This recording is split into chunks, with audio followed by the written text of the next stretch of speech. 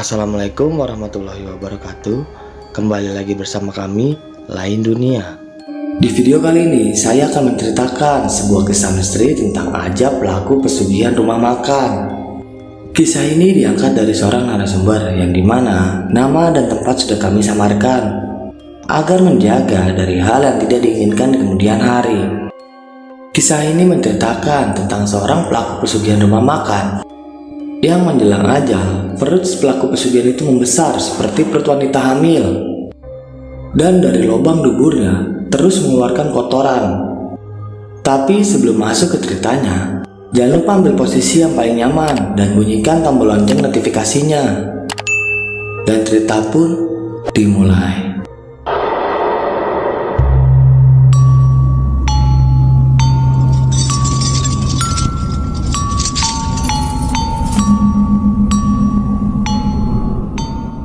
Kisah ini merupakan sebuah kejadian nyata yang menimpa keluarga pemilik rumah makan terkenal di kotaku. Sudah hampir sebulan, Wak Dirman terbaring lemah di tempat tidurnya. Tubuhnya kurus kering, kedua kaki dan tangannya tinggal tulang terbungkus kulit. Tapi perutnya membesar seperti wanita hamil 9 bulan. Secara fisik, Wak Dirman seperti korban busung lapar. Tidak seperti lazimnya orang sakit, Wak Dirman tidak dapat berbaring. Dia hanya bisa duduk dengan disandari bantal di belakang punggungnya. Hal ini dilakukan karena setiap berbaring nafasnya sesak, seolah-olah ada bongkahan batu besar yang menghimpit dadanya. Tuntunan kalimat syahadat yang dibisikkan istri dan kerabatnya sama sekali tidak dihiraukannya, dan bibirnya hanya terdengar suara rintihan kesakitan. Keluarganya hanya bisa menangis melihat penderitaan orang yang dicintainya yang begitu memilukan.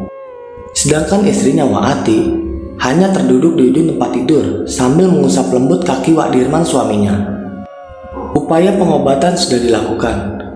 Hasil diagnosa dokter menyebutkan bahwa Wak Dirman mengalami penyumbatan usus. Memang sudah 20 hari Wak Dirman tidak bisa buang air besar, bahkan buang angin juga tidak bisa. Mungkin karena itulah lama-kelamaan perutnya membesar. Dokter sudah berupaya dengan memberikan resep obat-obatan pencahar perut. Namun sepertinya kotoran di usus Wak Dirman mampet dan menumpuk hingga membuat perutnya kian besar dan nafasnya sesak. Tetangga yang menyaksikan penderitaan Wak Dirman hanya bisa mengusap dada dan membanyak mengucapkan istighfar. Di antara mereka bahkan bertanya-tanya, dosa apa sebenarnya yang pernah dibuat Wak Dirman semasa mudanya sehingga dia mengalami penyakit ini. Maklum saja, setahun mereka, sosok Wak Dirman adalah seorang pengusaha rumah makan yang cukup berhasil. Dan selama ini, Wak Dirman terkenal sebagai seorang yang sangat dermawan. Dari hasil penjualan rumah makannya, Wak Dirman memiliki rumah yang megah, sawah yang tersebar di beberapa tempat, serta beberapa mobil angkutan di samping mobil pribadinya. Di masa tuanya, Wak Dirman cukup kaya untuk ukuran orang kampung. Namun para tetangganya tidak mengetahui bahwa sesungguhnya Wak Dirman pernah melakukan perjanjian gaib dengan penghuni Goa Keramat di wilayah Jawa Timur.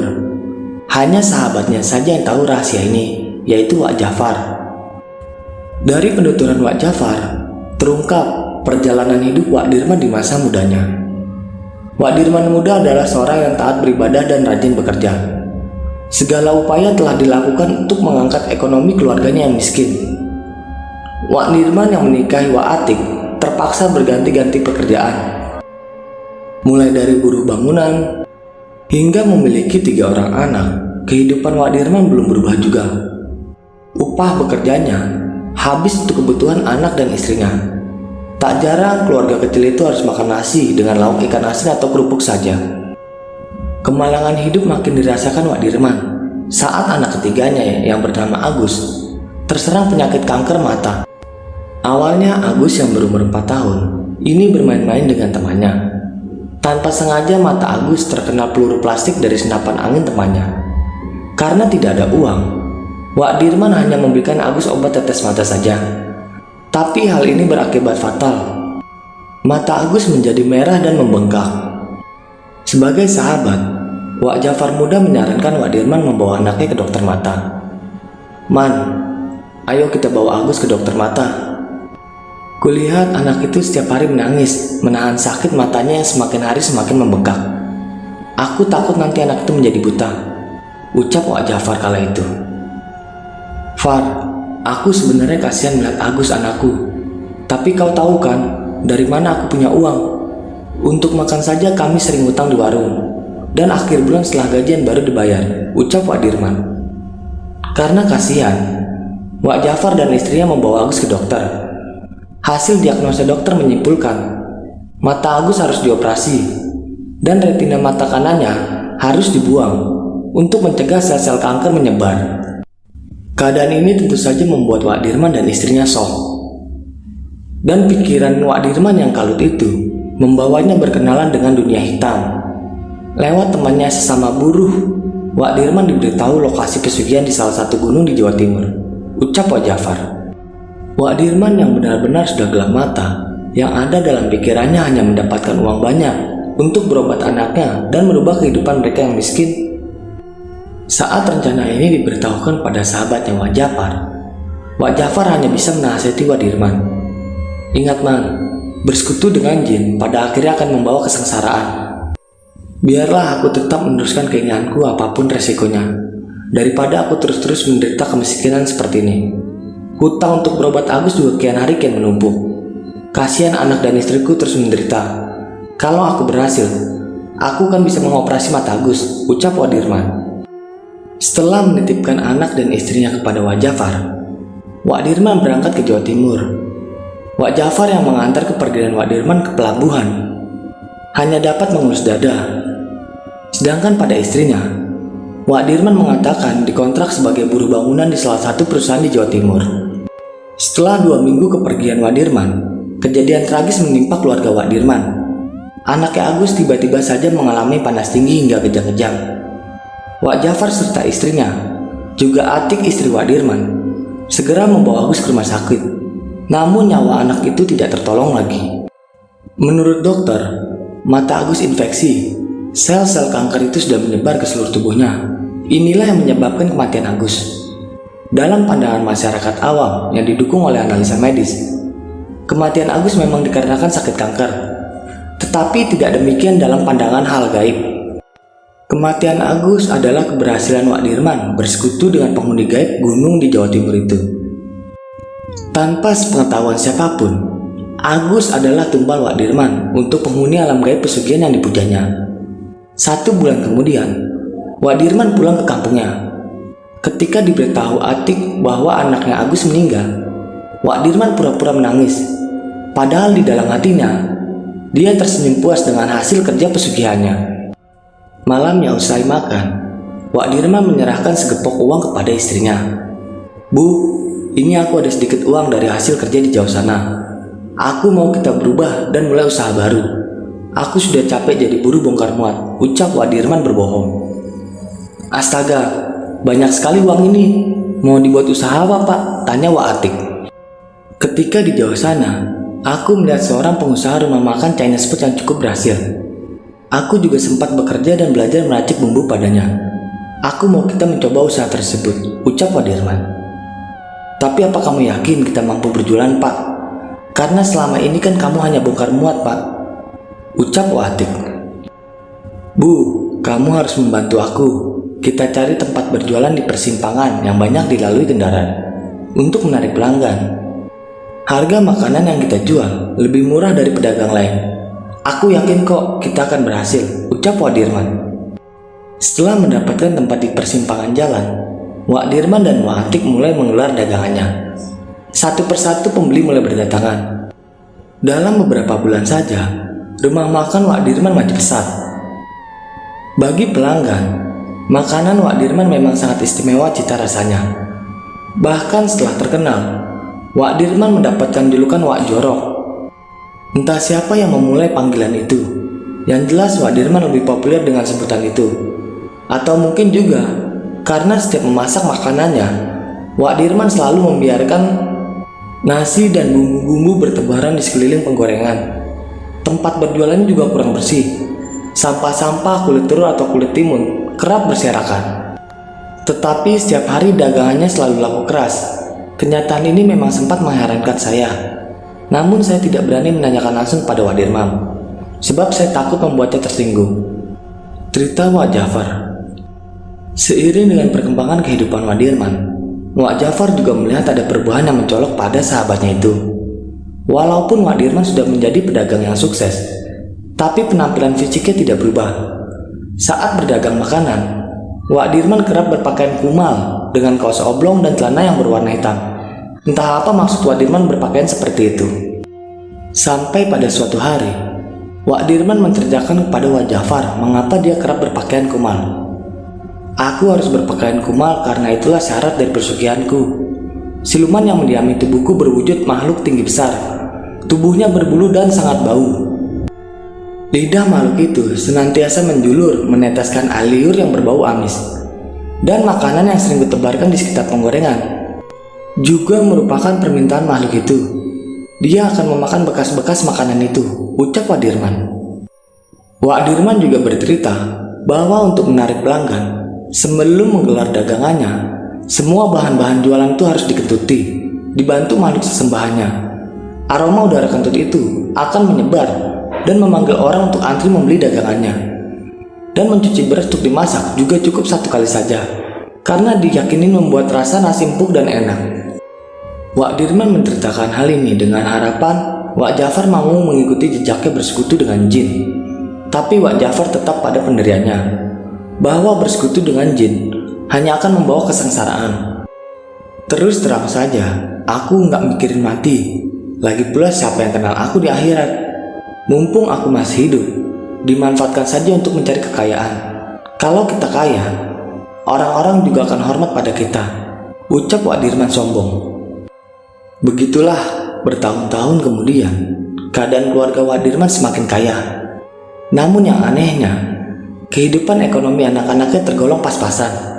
Bahkan salah seorang anak Wak Dirman menderita penyakit gila karena keinginannya menjadi prajurit TNI tidak kesampaian. Di akhir hayat Wak Dirman, warung makannya yang terkenal itu kehilangan pamor bagi pelanggannya. Pertambahan umur telah membuat tenaga Wak Dirman makin berkurang. Anak yang diharapkannya menjadi penerus usahanya sudah menjadi gila. Selain itu, berdirinya restoran siap saji di persimpangan dekat rumah makan Wak Dirman juga telah mematikan usaha rumah makannya. Pelanggan lebih memilih rumah makan siap saji itu.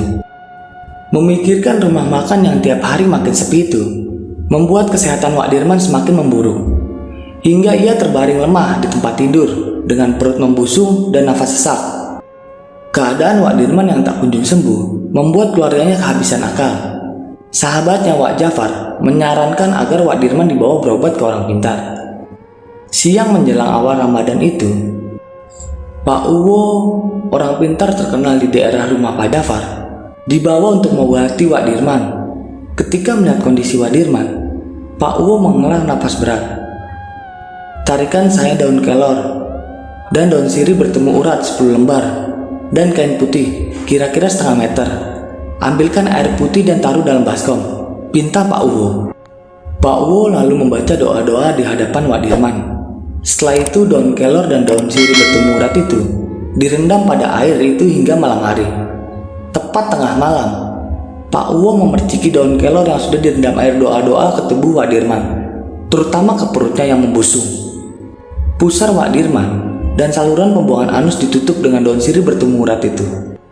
Anehnya, seperti ada kekuatan gaib yang menggerakkan perputaran angin di tubuh Wak Dirman. Tidak berapa lama, Wak Dirman merasa perutnya mulas. Setelah itu dia buang angin yang mengeluarkan bau yang sangat busuk. Melihat Wak Dirman buang angin, Pak Uwo meminta kain putih itu. Lalu Pak Uwo memiringkan tubuh Wak Dirman. Kain putih itu pun dibalutkan ke tangan Pak Uwo sambil membaca doa-doa. Pak Uwo seperti mengambil sesuatu dari anus Wak Dirman.